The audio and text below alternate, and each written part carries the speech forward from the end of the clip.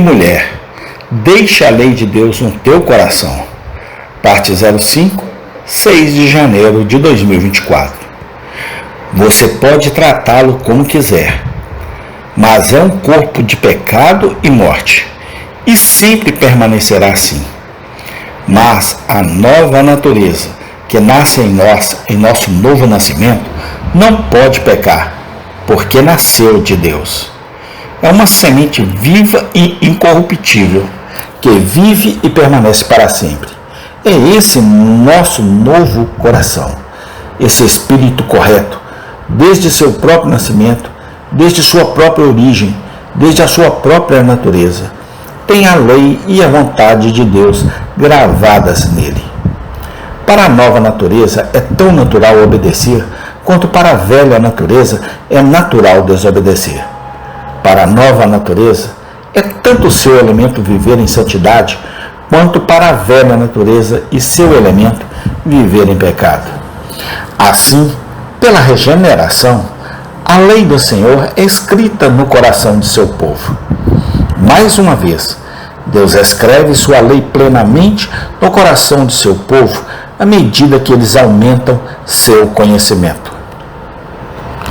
Quanto mais sabemos de Deus, desta vida, da vida futura, do céu e do inferno, da pessoa de Cristo, da expiação e de todos os outros assuntos que nos são ensinados nas Escrituras, mais vemos o mal do pecado e mais vemos as delícias da santidade. Porque, logo no primeiro momento de sua conversão, o homem tem medo do pecado por causa do que viu dele.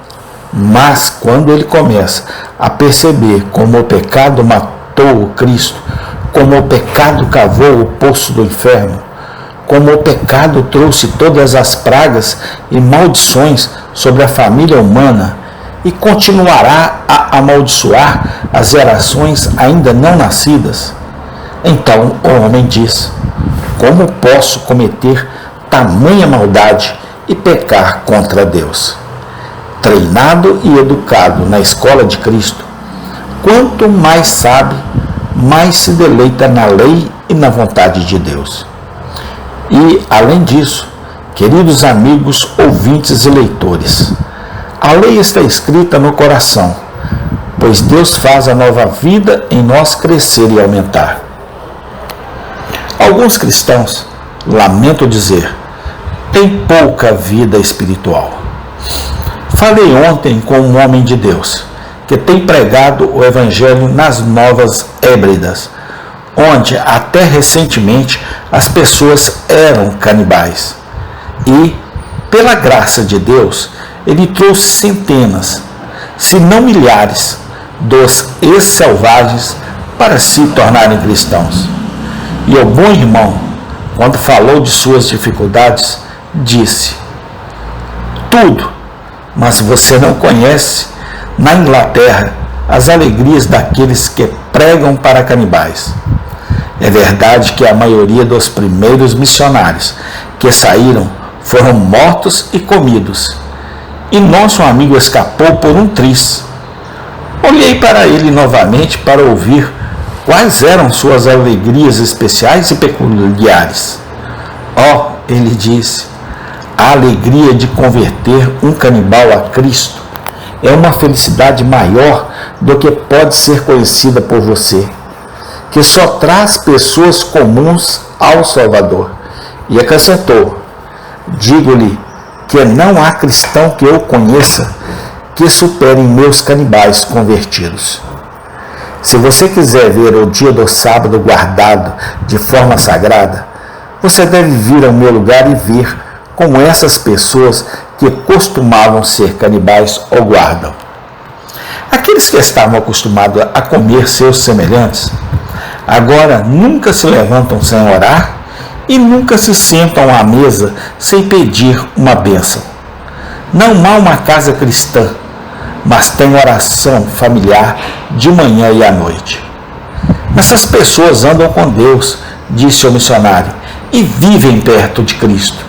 E quando olho para eles, Parece uma grande alegria ter sido o meio de trazer esses canibais a Cristo. Receio que haja muitas pessoas nominalmente cristãs que não são tão boas quanto aqueles canibais convertidos.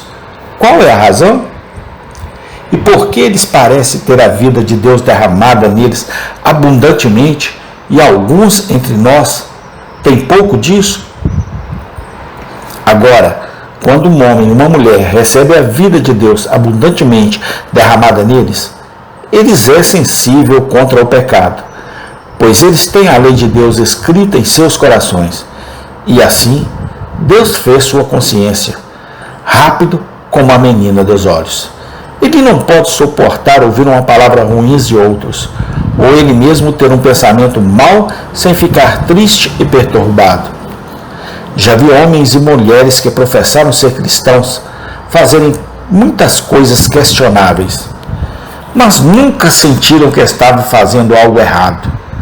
Mas quanto aos verdadeiros cristãos, que vivem perto de Deus e que têm agido perfeitamente bem até onde as outras pessoas podem julgar, quando ele chega em casa, ele começa a se culpar por algo que não fez.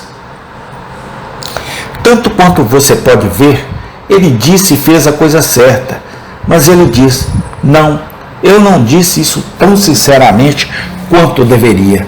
Não o fiz como deveria ter feito. Quanto a mim, sei que, quando vivo mais perto de Deus, fico mais consciente do pecado. E eu acredito que na medida em que você se afasta de Deus, você começa a pensar que é perfeito. Mais perto, meu Deus, de ti, mais perto de ti, ainda que seja uma cruz que me eleva, ainda assim toda a minha canção estará. Mais perto, meu Deus, de ti, mais perto de ti. E é assim que Deus escreve sua lei no coração do seu povo, dando-lhe tanta luz que se torna sensível e sensível à aproximação do pecado. E, mais uma vez, a comunhão com Cristo é a melhor maneira de obter a lei escrita no coração.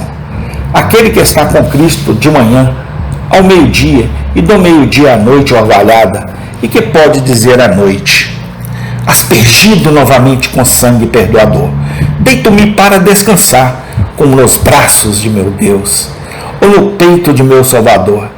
Ele é o homem, ela é a mulher, que terá a lei de Deus escrita em seu coração.